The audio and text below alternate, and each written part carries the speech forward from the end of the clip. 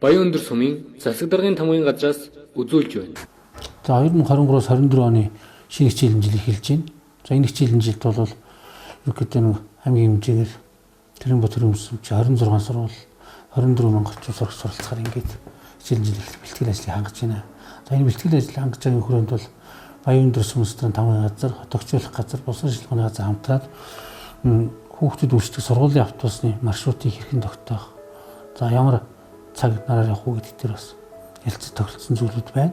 Энд юу гэж яагаад тэгэхээр сургуулиудын байршлал өөрчлөгдөөгүй, сургалтын хөтөлбөрт одоогоор өөрчлөлт ороогүй учраас хичээл бол нэг өглөө 1-р ээлж нь бол 8 цагаас эхэлдгээр эхэлж байгаа, 2-р ээлж 13 цагаас эхэлдгээр эхэлж байгаа.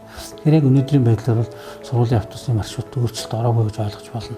Аймгийн хэмжээнд нийт 6 автобус бол чиглэлд хүүхдүүд үйлчлэх ёстой. Тэгэхээр эцэгчид манаас өмнөх хичээлийн жилд үйлчилсэн тэр маршрут цагаар явна гэж ойлгож байна.